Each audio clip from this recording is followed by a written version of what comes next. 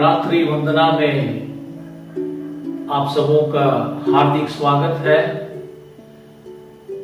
हम उस महान परमेश्वर को धन्यवाद दें जिसने हम सबों को यह अवसर प्रदान की है कि हम उसके नाम की महिमा और उसकी स्तुति, उसकी वंदना अपने जीवन के द्वारा करने पाए।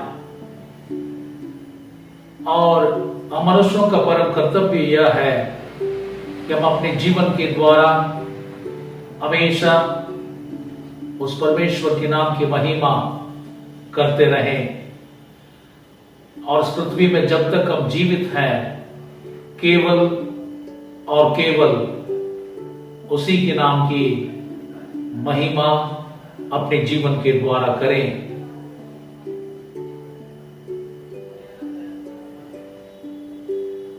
यहोवा का धन्यवाद करो, उससे प्रार्थना करो, देश देश के लोगों में उसके कामों का प्रचार करो, उसके लिए गीत गाओ, उसके लिए भजन गाओ, उसके सब आश्चर्य कर्मों पर ध्यान करो, उसके पवित्र नाम की बड़ाई करो। यहोवा के खोजियों का हृदय आनंदित हो। आइए हम प्रार्थना करें। अनुग्रहकारी परमेश्वर, हम धन्यवाद देते हैं तेरे सारे उपकारों के लिए जो तूने हम सबों के जीवन में की है। हम धन्यवाद देते हैं इस जीवन के लिए जो तूने दिया है। दयालु पिता, इस जीवन के माध्यम से हमेशा हम तेरे नाम की स्तुति और महिमा करने पाए। दयालु पिता परमेश्वर, हम अपने जीवन में तुझको प्राथमिकता देने पाए और यह जीवन तेरा है।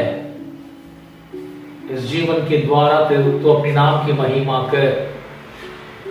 हम धन्यवाद देते हैं परमेश्वर रात्रि वंदना के लिए। हम सबों को ऐसा अवसर तूने प्रदान की है। रात्रि वंदना में हम तेरे पवित्र गीतों के द्वारा, प्रार्थना के द्वारा से और तेरे पवित्र वचनों को सुनने के द्वारा से तूने हम सबों को आशीषित की है और करता है और कर रहा है। हम धन्यवाद देते हैं। दयालु पिता, आज के इस पवित्र आराधना को तेरे दया रूपी हाथों में सौंपते हैं। प्रार्थना करने में, तेरे पवित्र गीतों को गाने में, तेरे पवित्र वचनों को सुनने में हमारी सहायता और मदद कर। हे पवित्र आत्मा, तू हमारे बीच में आ, हम सबों की अगुवाई कर, तू हमारी सहायता कर। तेरे बिना हम तुझे प्रसन्न नहीं कर सकते। उसी हमारे प्रभु यीशु क्रिस्त के नाम से आमीन।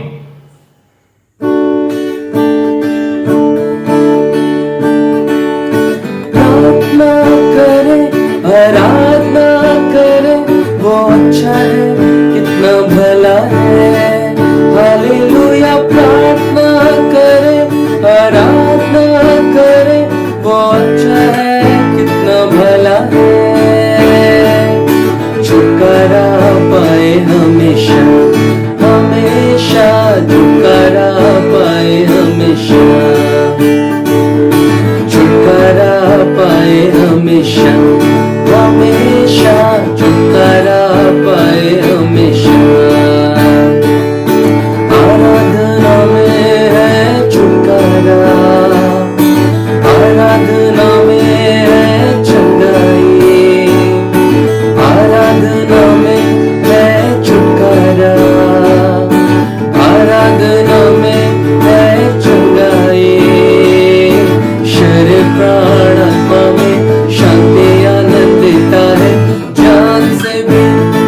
प्रभु। शरीर प्राण आत्मा में शांति आनंद देता है, जान से भी प्यारा प्रभु। इसीलिए प्रार्थना करे, आराधना करे, वो अच्छा है, कितना भला है। हालेलुया। प्रार्थना करे, आराधना करे, वो अच्छा है, कितना भला है। छुटकारा पाए हमेशा, हमेशा छुटकारा पाए हमेशा, छुटकारा पाए हमेशा, हमेशा छुटकारा पाए हमेशा। मांगोगे तुम्हें मिलेगा, ढूंढोगे तुम पाओगे। मांगोगे तुम्हें मिलेगा, ढूंढोगे तुम पाओगे। खटखटाओ खुलेगे स्वर्ग के आशीषें, पाओ तुम इसे अभी। खटखटाओ खुलेगे स्वर्ग के आशीषें, पाओ तुम इसे अभी। प्रार्थना करे, आराधना करे, वो अच्छा है, कितना भला है। हालेलुया। प्रार्थना करे, आराधना करे, वो अच्छा है, कितना भला है। छुटकारा पाए हमेशा, हमेशा छुटकारा पाए हमेशा, छुटकारा पाए हमेशा, हमेशा छुटकारा पाए हमेशा। प्रार्थना करो निरंतर, प्रार्थना करो विश्वास से, प्रार्थना करो निरंतर, प्रार्थना करो विश्वास से। निजन की प्रार्थना, विश्वास की प्रार्थना तोड़ती है सारे बंधन। परमेजन की प्रार्थना, विश्वास की प्रार्थना तोड़ती है सारे बंधन। प्रार्थना करे, आराधना करे, वो अच्छा है, कितना भला है। हालेलुया। प्रार्थना करे, आराधना करे, वो अच्छा है, कितना भला है। छुटकारा पाए हमेशा, हमेशा छुटकारा पाए हमेशा, छुटकारा पाए हमेशा, हमेशा छुटकारा पाए हमेशा, छुटकारा पाए हमेशा, हमेशा छुटकारा पाए हमेशा।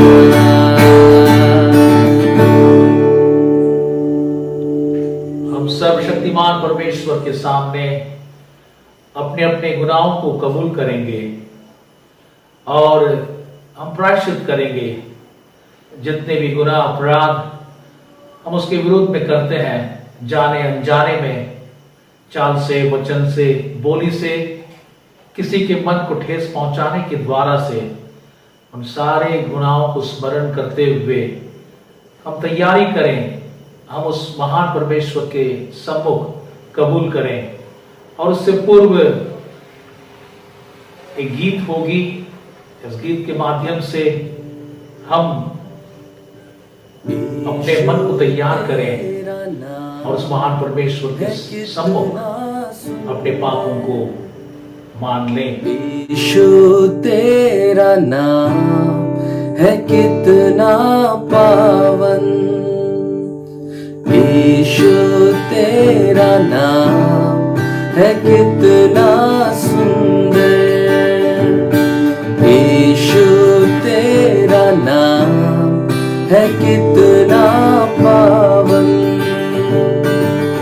तुझ में मिली है हमको क्षमा, तुझ में मिला है नया जीवन, तुझ में मिली है हमको क्षमा, तुझ में मिला है नया जीवन। यीशु तेरा नाम है कितना सुंदर, यीशु तेरा नाम है कितना पावन, तुझ में मिली है हमको शिफा, तुझ में मिला है अनंत जीवन, तुझ में मिली है हमको शिफा, तुझ में मिला है अनंत जीवन। यीशु तेरा नाम है कितना सुंदर, यीशु तेरा नाम है कितना पावन, यीशु तेरा नाम है कितना सुंदर, यीशु तेरा नाम है कितना पावन, यीशु तेरा नाम है कितना सुंदर, यीशु तेरा नाम है कितना पावन। हम सर्वशक्तिमान परमेश्वर के सम्मुख अपने अपने पापों को मान लें। पाप अंगीकार की प्रार्थना आप सब मेरे पीछे पीछे कहें।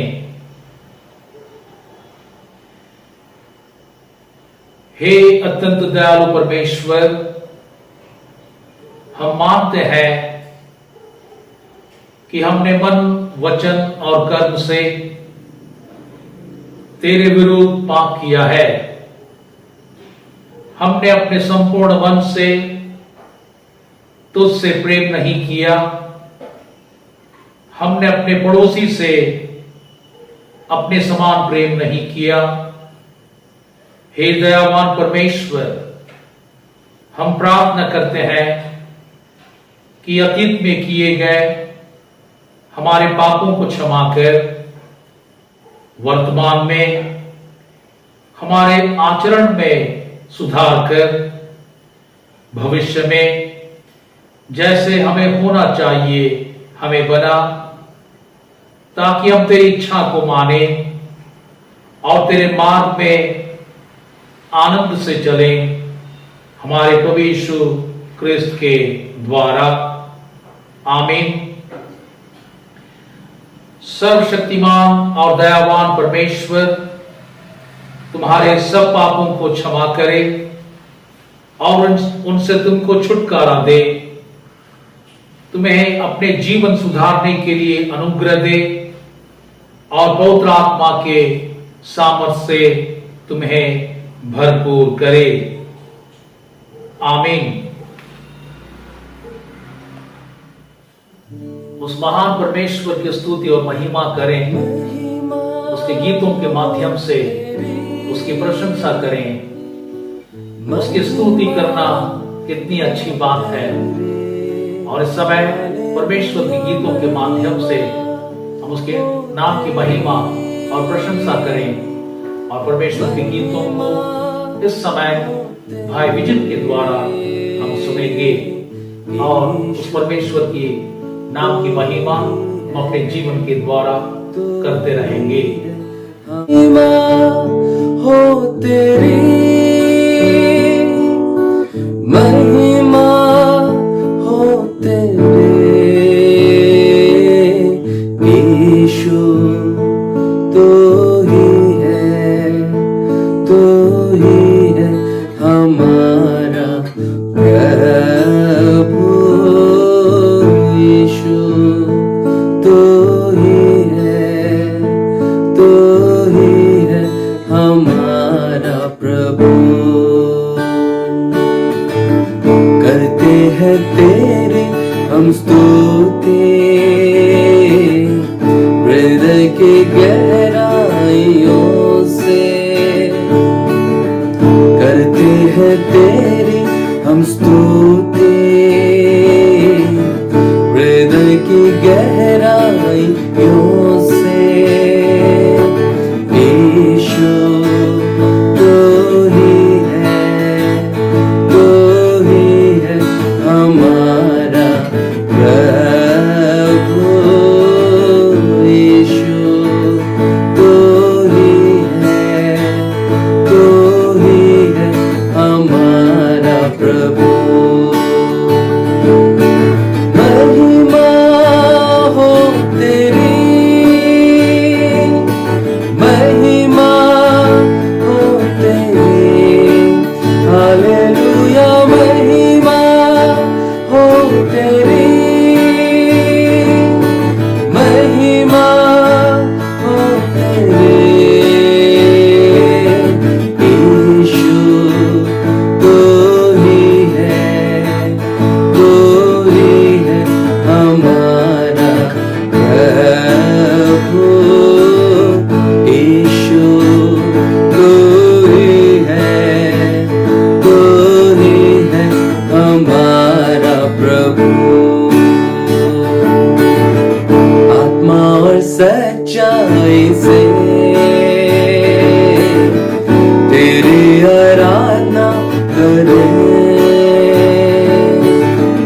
आत्मा और सच्चाई से तेरी आराधना करें। ऊंचा और ऊंचा, सबसे ऊंचा रहे तेरा नाम। ऊंचा और ऊंचा, सबसे ऊंचा रहे तेरा नाम। महिमा हो तेरी, महिमा हो तेरी, हालेलुया। महिमा हो तेरी, महिमा हो तेरी, ऊंचा और ऊंचा, सबसे ऊंचा रहे तेरा नाम। ऊंचा और ऊंचा, सबसे ऊंचा रहे तेरा नाम। महिमा हो तेरी, महिमा हो तेरी, हालेलुया। महिमा हो तेरी, महिमा हो तेरी, ऊंचा और ऊंचा, सबसे ऊंचा रहे तेरा नाम। ऊंचा और ऊंचा, सबसे ऊंचा रहे तेरा नाम।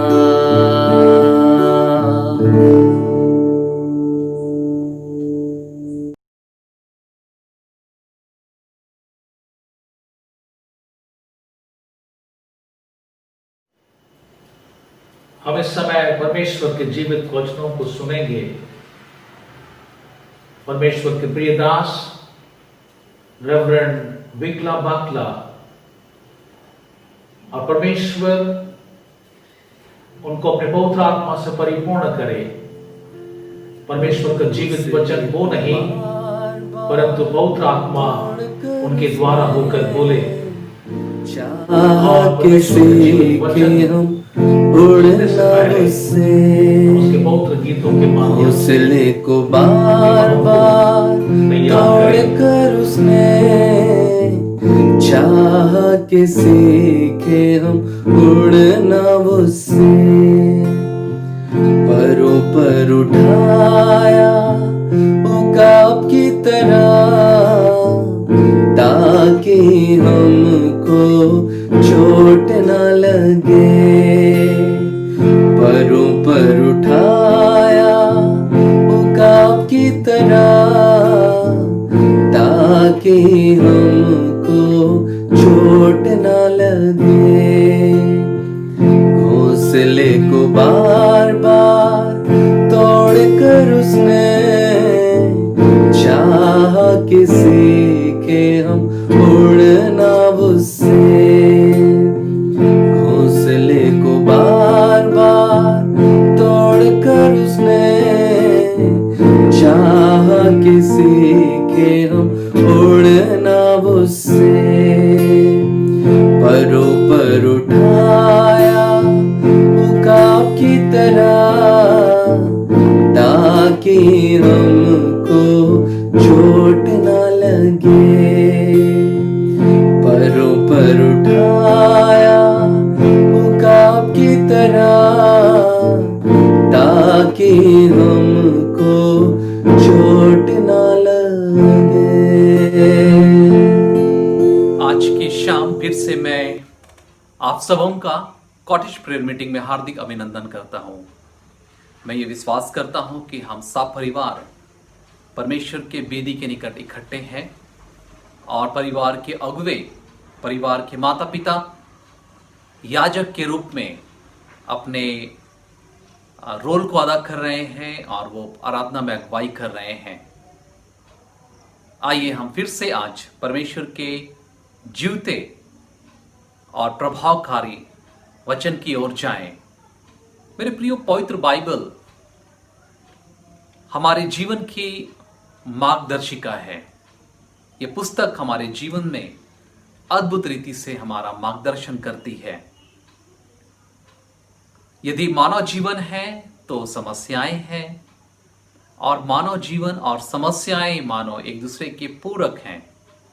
हम मानव जीवन की कल्पना बिना समस्याओं के नहीं कर सकते। कुछ समस्याएं बड़ी होती हैं, कुछ समस्याएं छोटी होती हैं, और वर्तमान में हम जिस समस्या का सामना कर रहे हैं वो सचमुच एक बड़ी समस्या है। ये यूं कहें कि हम इस वक्त अपने जीवन में मृत्यु की तराई से होकर गुजर रहे हैं।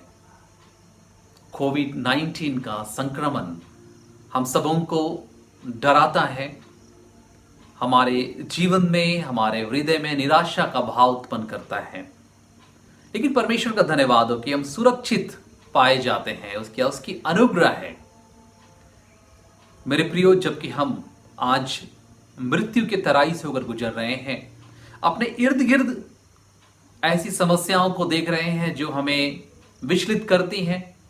आर्थिक समस्याएं, सामाजिक समस्याएं, शारीरिक समस्याएं और ना जाने कितनी समस्याएं। ऐसे समय में मैंने आज अपने इस बाइबल अध्ययन का शीर्षक दिया है, समस्या में समाधान। आइए हम प्रार्थना करें। सर्वशक्तिमान दयालु पिता परमेश्वर, इस समय हम आपके जीवते वचन के निकट बड़े नम्रता पूर्वक आते हैं और आपके जीविते वचन के विद्यार्थी बनकर आपके चरणों के निकट बैठते हैं। अपने पवित्र आत्मा को शिक्षक नियुक्त करें, वक्ता और श्रोता दोनों को अपने पवित्र आत्मा की अगुवाई में रखें, हमारे प्रभु यीशु ख्रिस्ट के द्वारा, आमीन। मेरे प्रियो, आज का जो शीर्षक है वो है समस्या में समाधान। इस शीर्षक पर हम लोग बातचीत करेंगे योना नबी की किताब, उसके पहले, दूसरे, तीसरे एवं चौथे अध्याय से। किताब छोटी है, लेकिन इस किताब का संदेश उतना ही हमारे जीवन के लिए महत्वपूर्ण है। व्यक्तिगत तौर पर मैं अक्सर इस किताब की बातों को स्मरण करता हूँ जब मैं अपने बुलाहट के प्रति सचेत नहीं होता या समस्याओं में उलझता हूँ, या अक्सर कोई काम मेरे मन मुताबिक नहीं होता। ये किताब मुझे स्मरण दिलाता है कि मैं अपने परमेश्वर का दास हूँ, साधन हूँ, मैं अपने परमेश्वर का परमेश्वर नहीं हूं। आइए इस किताब के माध्यम से हम आज मेरे और आपके जीवन के लिए कुछ अनमोल बातों को सीखेंगे। योना नबी की किताब उसके पहले अध्याय में हम ये बात पाते हैं उसकी बुलाहट के बारे में और उसके आज्ञा उल्लंघन के बारे में। पहला अध्याय उसके दूसरे पद में हम ये पाते हैं कि योना नबी की बुलाहट हुई है। परमेश्वर ने आज्ञा दिया है कि जाओ और निनवे नगर में प्रचार करो, उनके विरुद्ध में प्रचार करो। कार्य चुनौतीपूर्ण है।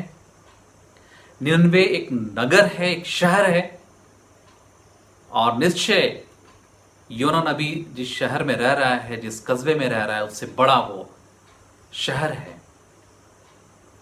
और वो परदेश में है। योना नबी को परदेश जाना है और वहां प्रचार करना है जहां पर उसे कोई नहीं जानता।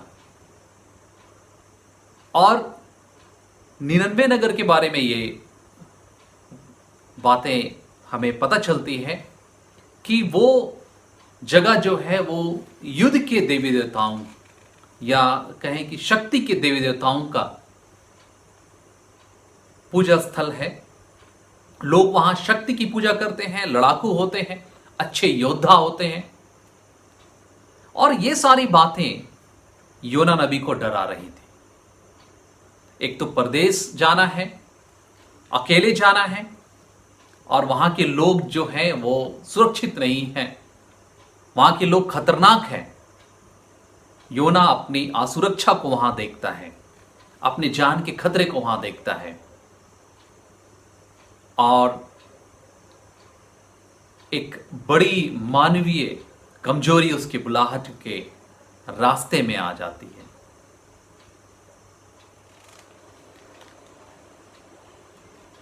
योना नबी की किताब उसके पहले अध्याय उसके 9 पद में योना अपना परिचय देता है। मैं इब्री हूं और स्वर्ग का परमेश्वर यहोवा जिसने जल स्थल दोनों को बनाया है उसी का भय मानता हूं। यह परिचय योना का परमेश्वर के प्रति संबंध को दिखाता है। वो परमेश्वर का भय मानने वाला है, उसकी आज्ञाओं को मानने वाला है, लेकिन इस जगह पर वो थोड़ा कमजोर साबित हो रहा है। मानवीय कमजोरी उसके आगे आकर खड़ी हो गई है। मेरे प्रियो, योना के जीवन में परमेश्वर की बुलाहट स्पष्ट थी। परमेश्वर ने उसे चुना और अपने कार्य के लिए इस्तेमाल किया। बहुधा मेरे और आपके जीवन में परमेश्वर की बुलाहट अस्पष्ट होती है, या बहुधा हम अपनी बुलाहट के प्रति स्पष्ट नहीं होते। बुलाहट का मतलब पुरोहित बनना या पास्टर बनना या प्रचारक बनना ही नहीं, लेकिन अपने कार्यों को करते हुए, अपने अपने व्यवसाय में रहते हुए हम परमेश्वर की बुलाहट को स्वीकार कर सकते हैं, महसूस कर सकते हैं। और अक्सर ऐसी बुलाहटों का हम सामना करते हैं जब परमेश्वर हमें कहता है कि आप अपने इस कार्य को करते हुए परमेश्वर के कार्य को भी अब अंजाम दे। परमेश्वर का वचन में स्पष्ट कहता है कि हमारी जो सृष्टि हुई है वो परमेश्वर की महिमा के लिए हुई है। मेरे प्रियो, मैं आज आपको पूछना चाहता हूं कि हम और आप अपने व्यक्तिगत जीवन में परमेश्वर की बुलाहट को किस रूप में लेते हैं? स्पष्ट या अस्पष्ट?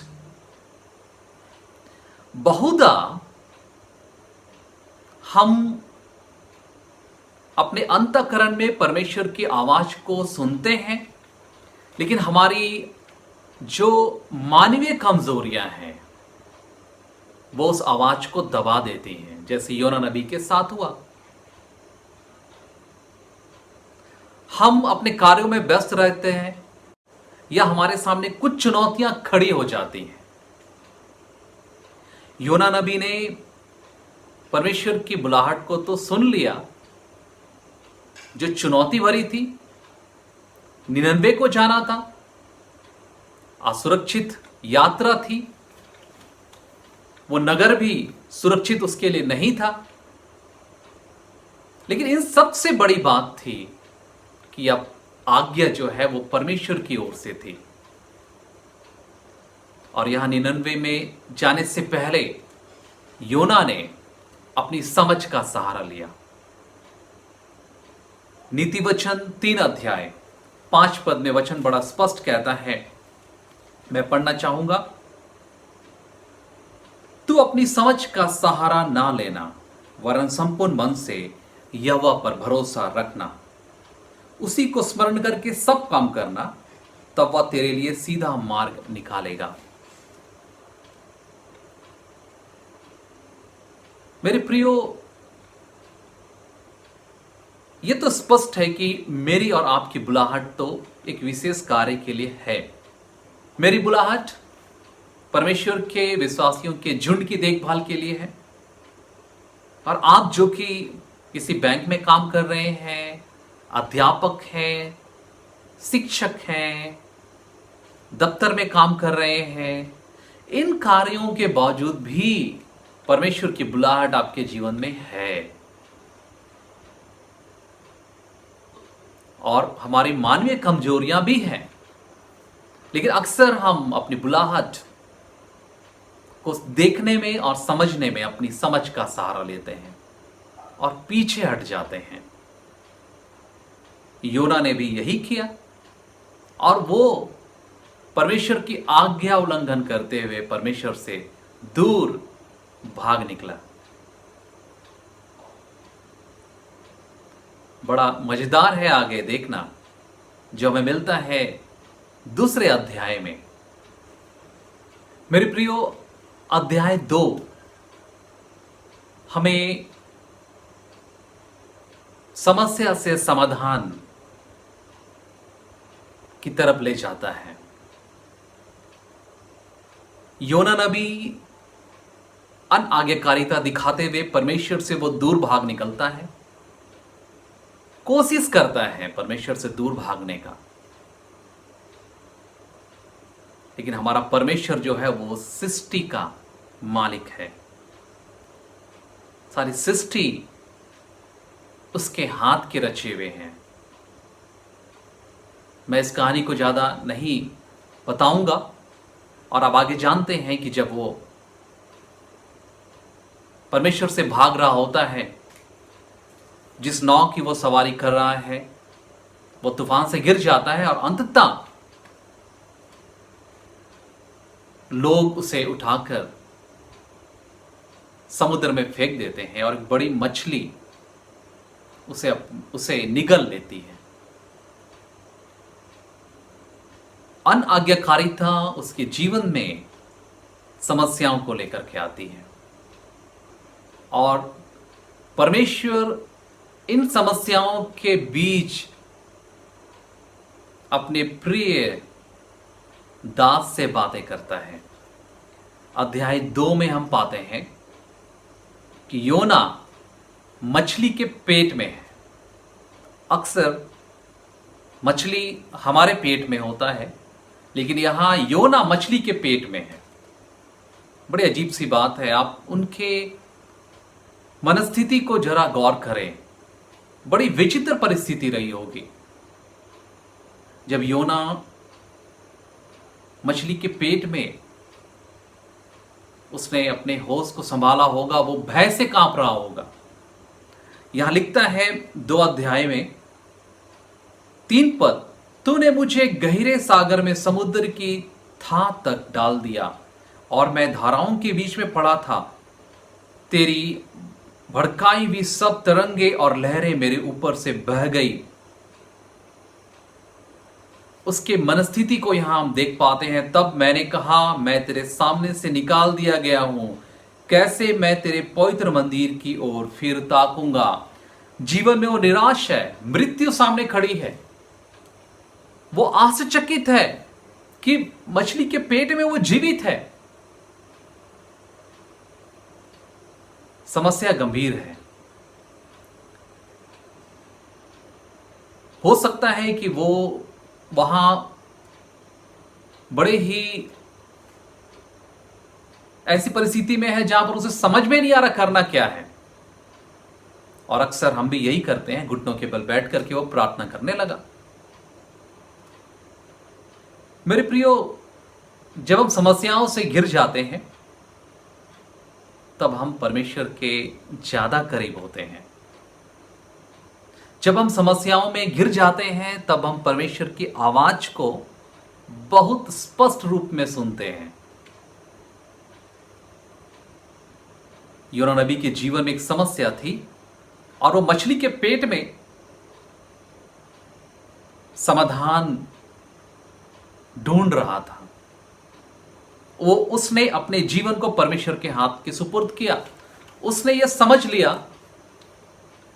कि परमेश्वर ने मुझे आज्ञा उल्लंघन का दंड दिया है, और वो घुटनों के बल बैठ गया होगा, प्रार्थना कर रहा है। क्योंकि इस बारे में मेरा व्यक्तिगत अनुभव नहीं है, मछली के पेट में कैसा अनुभव होगा, मैं ज्यादा इसके बारे में चर्चा नहीं कर सकता हूं, लेकिन बड़ी अजीब सी स्थिति रही होगी। और अंततः हम यहां पाते हैं, लिखता है, जब मैं मूर्छा खाने लगा तब मैंने यहोवा को स्मरण किया और मेरी प्रार्थना तेरे पास वरन तेरे पवित्र मंदिर में पहुंच गई। दिल से निकली हुई आवाज को परमेश्वर ने सुना और अपने दास को उसने इस समस्या से बाहर निकाला, एक समाधान के साथ में। मेरे प्रियो, जब हम समस्याओं में घिरते हैं हम घुटनों के बल बैठ जाते हैं। समस्याएं हमें घुटनों के बल बैठाती है और परमेश्वर के करीब लाती हैं। समस्याएं हमें परमेश्वर की आवाज को सुनने में, स्पष्ट सुनने में मदद करती हैं। हम अपने सृष्टिकर्ता के और करीब आ जाते हैं। समस्याओं में बंधन टूटते हैं। समस्याओं में हम आत्मनिरीक्षण करते हैं, आत्म अवलोकन करते हैं। आप मुझसे सहमत होंगे, इस कोरोना काल में, कोरोना के संक्रमण में जब हम घर पर बैठे हैं और ऐसी समस्याएं हमारे इर्द गिर्द हैं, हम अक्सर अपने जीवन को टटोलने लग जाते हैं। हमने क्या किया, क्या पाया, अपने सृष्टिकर्ता के लिए क्या किया। अक्सर हम बाइबल के वचनों को और ज्यादा पढ़ने लग जाते हैं, प्रार्थना में ज्यादा समय बिताने लग जाते हैं, परमेश्वर के हम करीब आ जाते हैं। और यही बातें तो हमें समस्या में समाधान को लेकर के आती है। यही बातें हमें समस्याओं से बाहर निकालती हैं। हम याद करें, सद्रक, मेशक, अबेदनगो उस आग की भट्टी में थे और उस आग की भट्टी में उसके बंधनों को जला दिया, लेकिन वो सुरक्षित थे। वो समस्या में थे और समस्या ने उनके बंधनों को तोड़ डाला और वो परमेश्वर के करीब आए। परमेश्वर ने बहुत आयत के साथ इस्तेमाल किया। अध्याय 2 हमें बताता है कि जब हम समस्याओं में घिरे होते हैं हम परमेश्वर के और करीब आ जाते हैं। योना नबी उस मछली के पेट में बड़े ही अद्भुत तरीके से परमेश्वर से बातें कर रहा था। और आगे हम देखते हैं कि परमेश्वर ने उसकी आवाज को सुना और वो सुरक्षित तीसरे दिन समुद्र के तट पर उगल दिया। मेरे प्रियो, योना ने समस्या में समाधान को ढूंढ लिया था। मेरे प्रियो, योना को समस्या में परमेश्वर ने समाधान दिया था। अध्याय 3 में हम पाते हैं अब वो एक आज्ञाकारी सेवक बन गया था। अध्याय 3 में लिखता है, तब योना यहोवा के वचन के अनुसार निनवे को गया। निनवे एक बड़ा नगर था। अब की बार जब परमेश्वर का वचन योना के पास पहुंचा तो बिना झिझक योना निनवे को चला गया। कारण था कि अब वो एक पक्का दृढ़ विश्वासी बन गया था। वो समझ गया था कि मेरा जो परमेश्वर है उसकी सोच मुझसे कहीं अधिक है। जितना मैं सोचता हूं अपने लिए, उससे कहीं ज्यादा मेरा परमेश्वर मेरे बारे में सोचता है। और वो बेधड़क निनवे को चला गया। 3 अध्याय में हम पाते हैं कि अब योना एक आज्ञाकारी सेवक बन गया था और परमेश्वर ने उस आज्ञाकारी सेवक को बहुत आयत के साथ अपने कार्य के लिए इस्तेमाल किया। मेरे प्रियो, जब हम परमेश्वर के निकट आते हैं, हम जब परमेश्वर को अपना सब कुछ अर्पण करते हैं और उसके सामर्थ को अपने जीवन में महसूस करने के द्वारा हम उस पर अपने विश्वास को लाते हैं, तब हम एक सामर्थी सेवक बन जाते हैं। योना वहां जाकर के प्रचार करता है उस अनजान शहर में, उस असुरक्षित शहर में। और जब वो कहता है कि 30 दिन में परमेश्वर इस नगर को नाश करेगा, परमेश्वर का वचन वहां के लिए एक राज आज्ञा बन जाता है।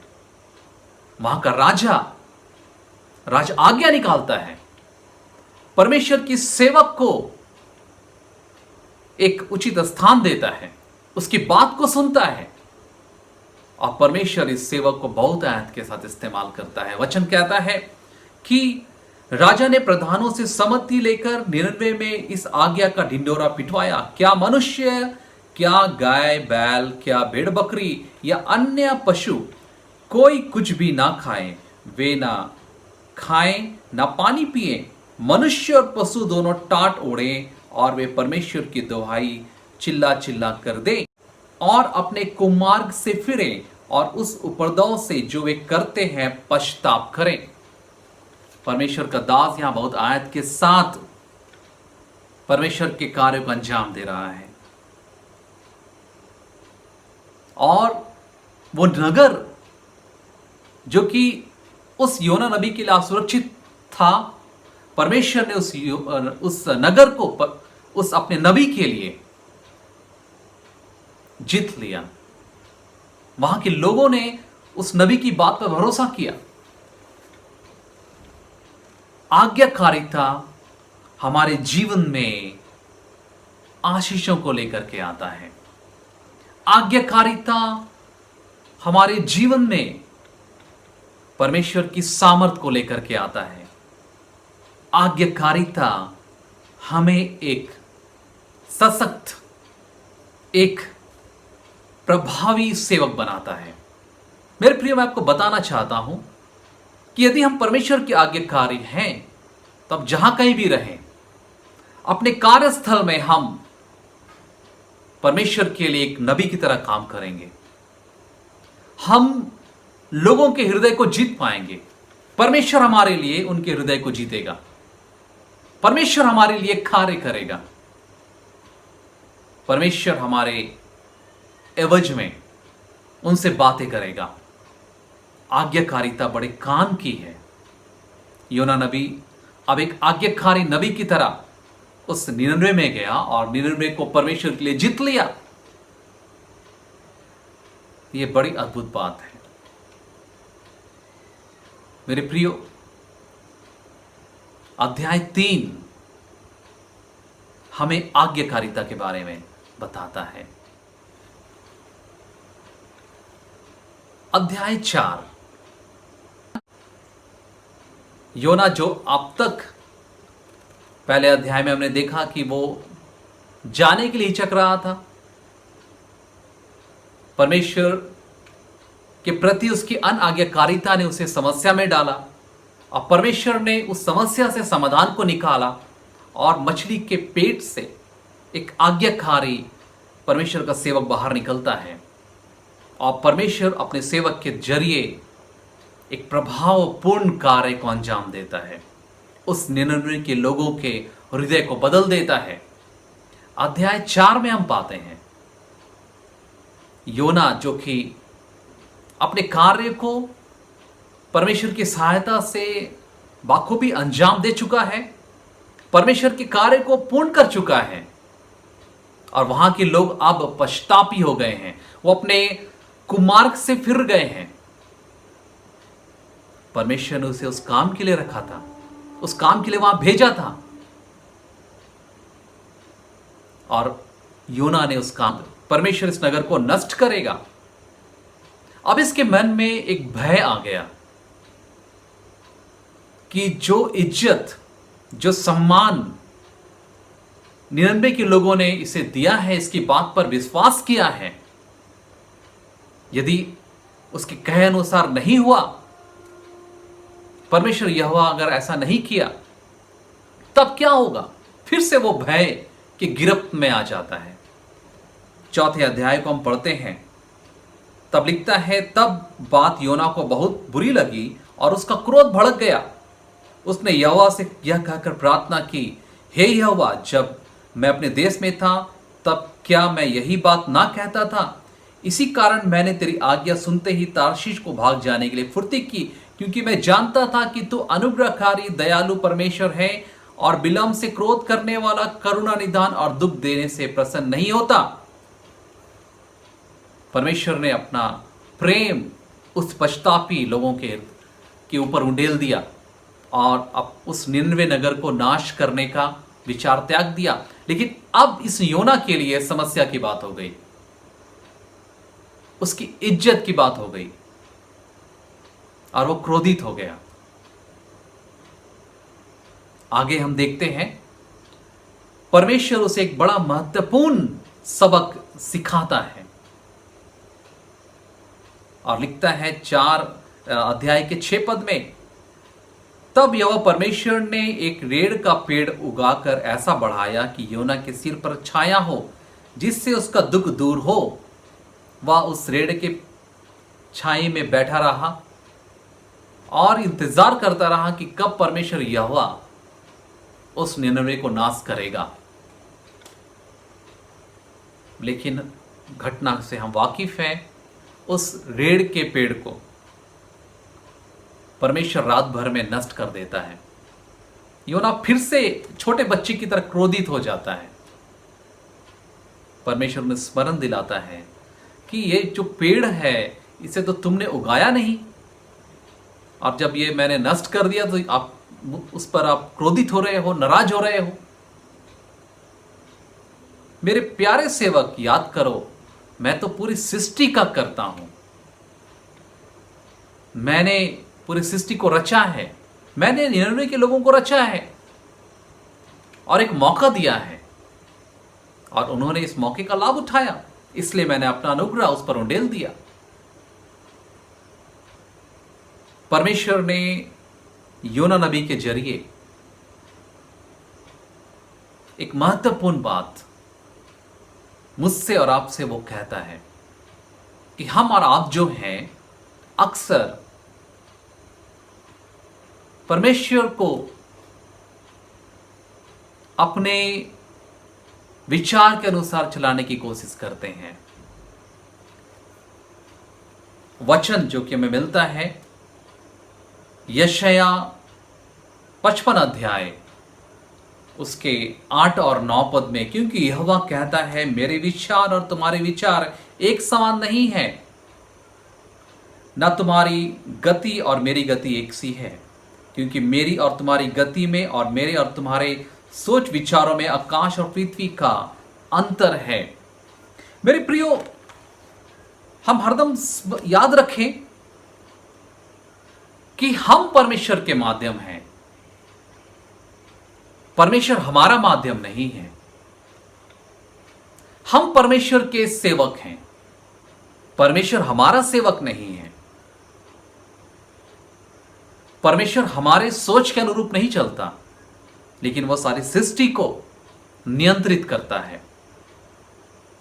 बहुत बार हम जब परमेश्वर के साथ वक्त बिताते हैं, उसकी आज्ञाओं को मानते हैं, आज्ञाकारी जीवन व्यतीत करते हैं, हम परमेश्वर से कहते हैं परमेश्वर ये मेरे लिए होना चाहिए और ये आप करिए, ये इस तरीके से होना चाहिए, आप करिए। और जब ऐसा नहीं होता, हम बिल्कुल योना की तरह, छोटे बच्चे की तरह दुखित हो जाते हैं। परमेश्वर हमसे कहता है कि तुम मेरे साधन हो, मैं तुम्हें अपनी महिमा के लिए इस्तेमाल करूंगा, तुम साधन बनोगे, तुम्हारे द्वारा मैं बड़े बड़े अद्भुत कार्यों को करूंगा। मेरे प्रियो, अपने जीवन में हम परमेश्वर की इच्छा को जगह देने के लिए तैयार रहें। अपने जीवन में हम परमेश्वर की इच्छा को स्वीकार करने के लिए तैयार रहें। हम योना की तरह ना बने। योना आज्ञाकारी था, अपनी बुलाहट के प्रति आज्ञाकारी था। कुछ मानवीय गुण थे जो अक्सर उसके बुलाहट में रुकावट बनते थे, और उनमें से एक बात यह भी थी कि वो परमेश्वर को अपने हिसाब से चलाना चाहता था। मेरे प्रियो, हम और आप इस बात को सर्वदा स्मरण करें कि मेरा और आपका जीवन जो है वो परमेश्वर का दिया हुआ है। हम उसके मालिक नहीं हैं, लेकिन उसका हिसाब, अपने जीवन के हर एक पल का हिसाब हमें परमेश्वर को देना है। और परमेश्वर हमारे जीवन का नियंत्रण अपने हाथ में रखता है। आज जबकि हम ऐसी एक परिस्थिति से गुजर रहे हैं जहां पर कुछ भी हमारे हाथ में नहीं है, नियंत्रण हमारे हाथ में नहीं है, लेकिन एक बात को सर्वदा स्मरण करें कि इस समस्या में एक समाधान परमेश्वर हमारे लिए रखा है। हो सकता है यह समस्या हमें घुटनों के बल बैठा दे, और वो प्रार्थना जो हमने आज तक नहीं की है, वो प्रार्थना हमारी आत्मा से निकलने लग जाए। मैं आपको पढ़ के सुनाना चाहता हूं। रोमियो 8 अध्याय उसके 26 पद में लिखता है, इसी रीति से आत्मा भी हमारी दुर्बलता में सहायता करता है, क्योंकि हम नहीं जानते कि प्रार्थना किस रीति से करना चाहिए, परंतु आत्मा आपकी ऐसी आहें भर भर कर जो बयान से बाहर है हमारे लिए विनती करता है, और मनों को जांचने वाला जानता है कि आत्मा की मनसा क्या है, क्योंकि वह पवित्र लोगों के लिए परमेश्वर की इच्छा के अनुसार विनती करता है। ये जब हम समस्याओं से घिरे हैं, ये मौका है कि हम आत्मा में प्रार्थना करें, और निश्चय परमेश्वर हमारे लिए समाधान को लेकर के आएगा। लेकिन ध्यान रखें, जब हम एक आज्ञाकारिता की ओर बढ़ते हैं, उस आज्ञाकारिता में परमेश्वर के प्रति समर्पण की भावना सबसे बड़ी है। अपने जीवन में हम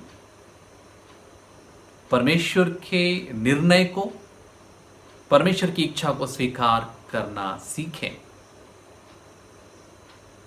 स्मरण करता हूं, जब अपने परिवार के साथ मैं रांची के मॉल में अक्सर घूमने के लिए जाया करता था, और उस मॉल के बाहर छोटी बैटरी वाली कार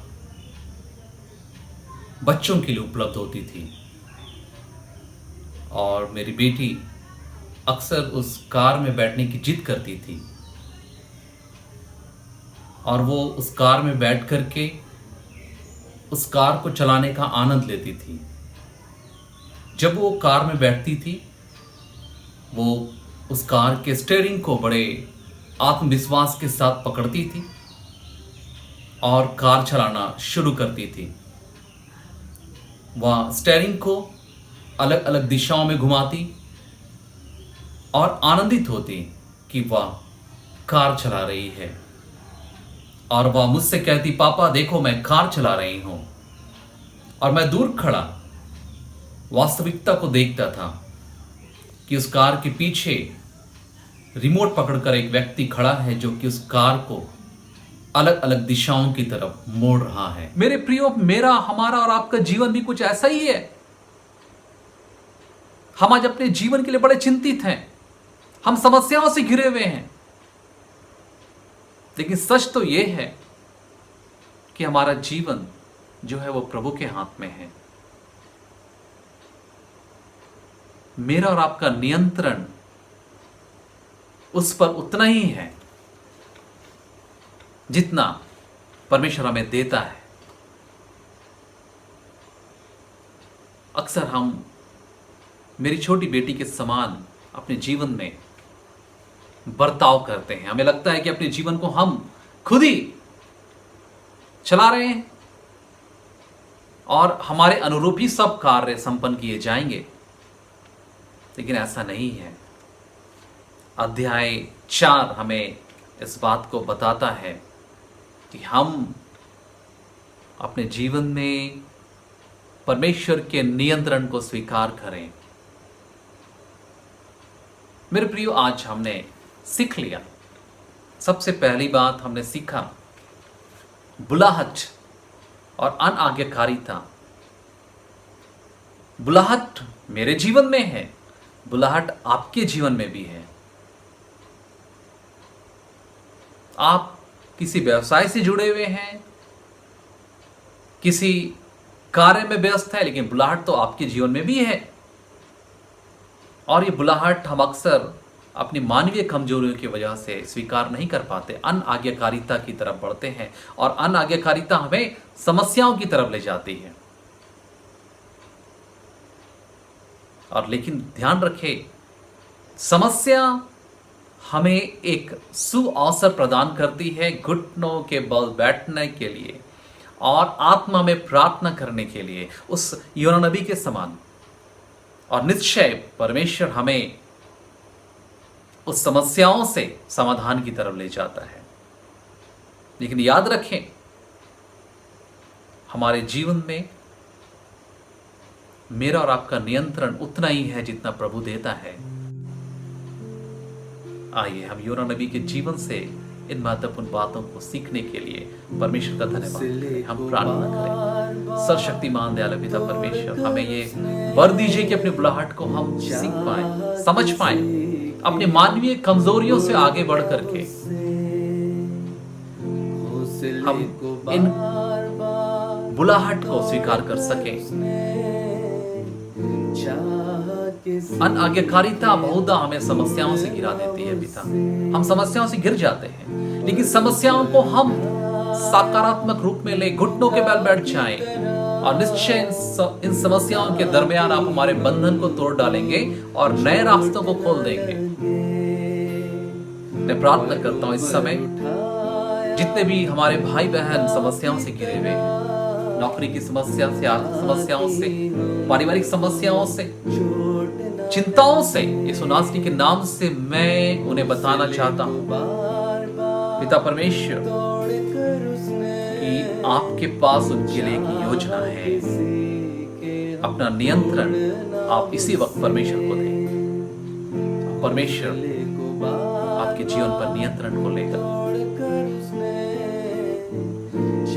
और आपको एक प्रभावशाली साधन में परिवर्तित कर देगा हमारे प्रभु यीशु ख्रिस्ट के द्वारा।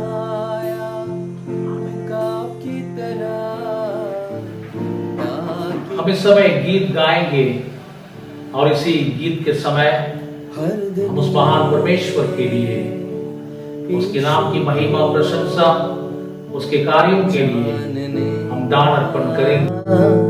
अवसर खो ना जाए ये अवसर, हाथों से मेरे विनती है।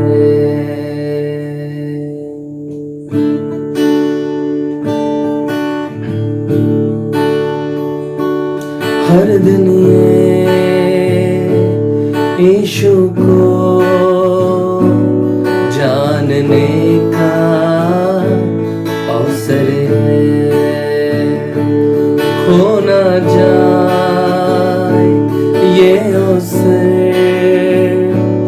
हाथों से मेरे मिलती है।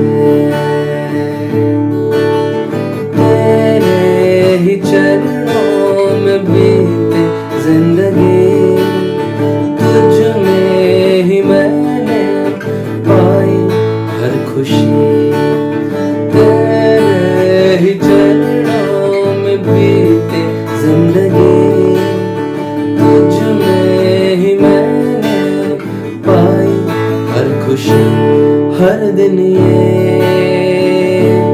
यीशु को जानने का अवसर है। हर दिन ये यीशु को जानने का अवसर है,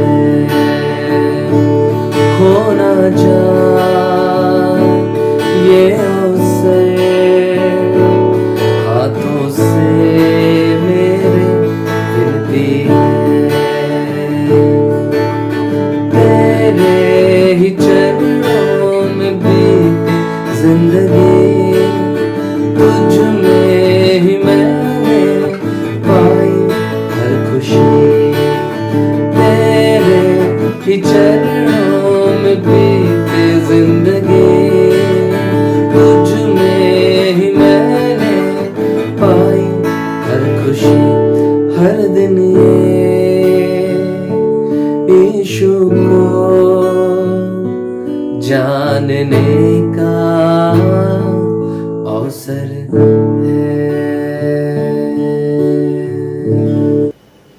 आइए हम दान के लिए प्रार्थना करें।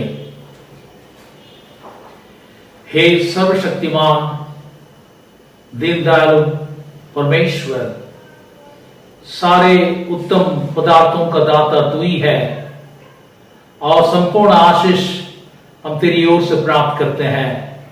दयालु पिता, तेरे हाथों से प्राप्त करके और इस समय तेरे नाम की महिमा के लिए हम तेरे प्रियजन, तेरे सेवकाई के निमित्त जो दान अर्पण किए हैं, इस दान पर तो अपनी आशीष देके पवित्र कर। यह दान तेरे पवित्र कलीसिया की बढ़ती के काम में आने पाए। जिन हाथों ने दिया है, तेरा आशीर्वाद उनके जीवन में हो और तेरा कल्याण उनके परिवार में ठहरे और तेरी बरकत उनके कामों में हो। तेरी आशीष, तेरी दया प्रत्येक के जीवन में पाया जाए, उसी हमारे प्रभु यीशु क्रिस्त के नाम से आमीन। हम इस समय विशेषकर सब बीमार जनों के लिए प्रार्थना करें। हे सर्वशक्तिमान चंगा करने वाला परमेश्वर, हम इस समय सब बीमार जनों को स्मरण करते हैं और उनके लिए प्रार्थना करते हैं जो अपनी बीमारी के कारण परेशान हैं, दुखित हैं, रो रहे हैं, विलाप कर रहे हैं। दयालु पिता, हम प्रार्थना करते हैं तेरा अद्भुत चंगाई उनके जीवन में पाया जाए। और विशेष प्रार्थना करते हैं सब कैंसर पीड़ित मरीजों के लिए। दयालु पिता परमेश्वर, तेरी चंगाई ऐसे मरीजों के जीवन में पाया जाए और तुझसे विशेष प्रार्थना करते हैं यह बीमारी हम मनुष्यों के जीवन से हमेशा के लिए दूर हो जाए। दयालु पिता, तू जानता है इस बीमारी के माध्यम से, इस बीमारी के द्वारा लोग कितना दर्द सहते हैं, परेशान रहते हैं। परमेश्वर, दर्दों को सह नहीं पाते हैं। दयालु पिता परमेश्वर, ये बीमारी कोई भी मनुष्य जाति के जीवन में ना आए। हम तो उससे प्रार्थना करते हैं सब कैंसर पीड़ितों के लिए तेरे अद्भुत चंगाई उनके जीवन में पाया जाए। दयालु पिता, वैसे ही जितने भी किडनी के मरीज हैं, जिनको लीवर का प्रॉब्लम है, दयालु पिता, जिनको चलने फिरने में दिक्कत है, जिनको शुगर की प्रॉब्लम है, जिनको बीपी का प्रॉब्लम है, परमेश्वर हे पवित्र आत्मा, हे चंगा करने वाला यीशु, तेरे नाम में चंगाई है।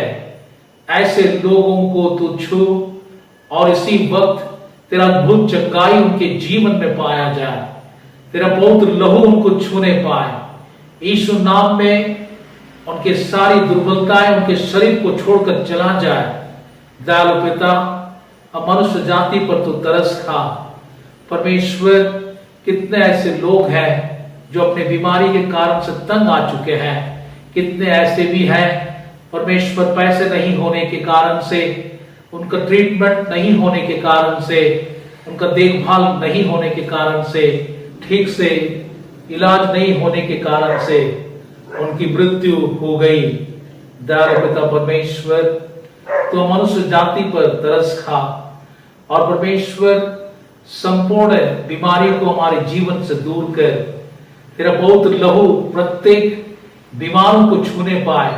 और जो भी इस समय अपने बीमारी के कारण से काफी दिनों से, सालों से बेड में पड़े हुए हैं, हे यीशु नासरी, तेरा अद्भुत चंगाई उनके जीवन में हो और तेरा पवित्र लहू उनको छूने पाए।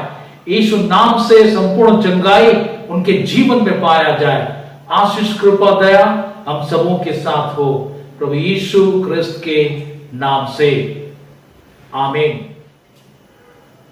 परमेश्वर की शांति जो सारी समझ से परे है, परमेश्वर उसके पुत्र हमारे प्रभु यीशु क्रिस्त के ज्ञान और प्रेम में तुम्हारे हृदय और विचारों को सुरक्षित रखे और सर्वशक्तिमान परमेश्वर पिता की और पुत्र की और पवित्र आत्मा की आशीष तुम पर हो और तुम्हारे संग सर्वदा रहे, आमीन। किसी के हम उड़ना उससे